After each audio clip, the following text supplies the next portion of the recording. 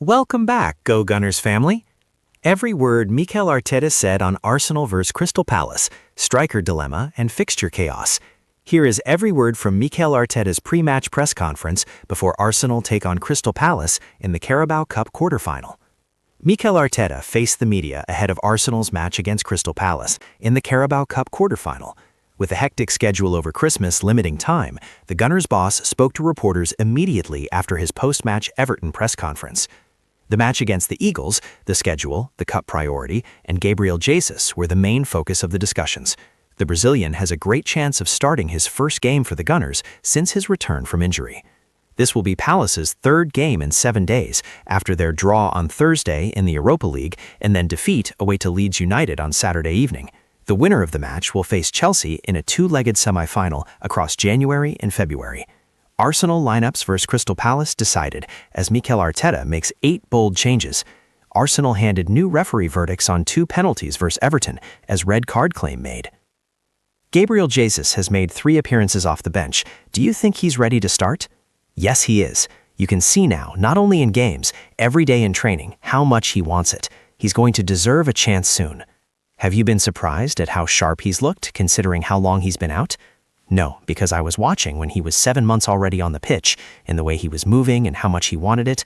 I think he wrote a beautiful letter there explaining what football means to him and how it affects his life. I think it was something beautiful. How much could he shift the dynamic? Obviously, he's a very different player to Victor, for example, and Mikel Merino. How much could he shift it and maybe unlock a few players that haven't quite hit their top form? I think that's probably the biggest quality of Gabi, bringing people together, connecting with people, and generating a lot of uncertainty in the opponent. When you see him today, the amount of spaces that he was involved in, that's his biggest quality, so we need to exploit that.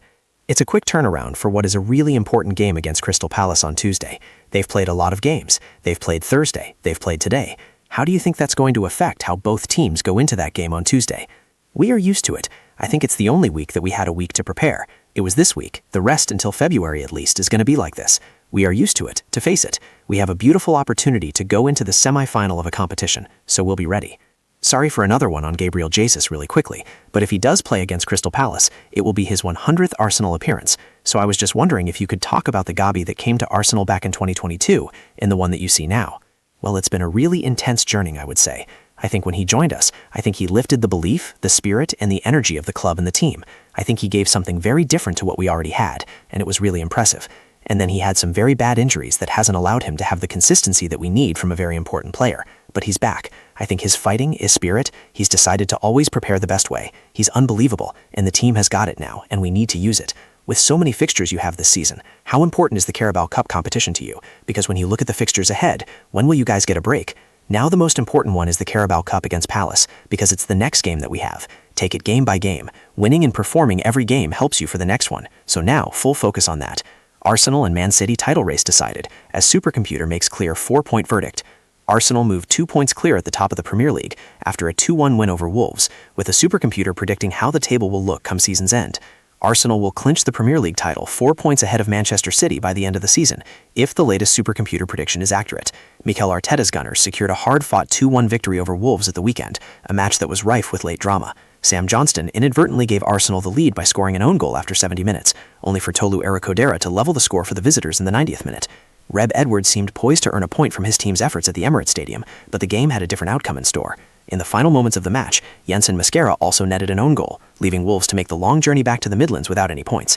Following their win and Manchester City's 3-0 demolition of Crystal Palace on Sunday, Arsenal now sit just 2 points above Pep Guardiola's citizens at the top of the Premier League table. However, if the predictions made by ASOD's supercomputer Betsy prove correct, that gap will slightly increase by the end of the current campaign. Arsenal's Premier League title boost over Manchester City and Aston Villa with dream fixture scenario. Dramatic Noni Madueke Arsenal U-turn made with brutal Chelsea verdict.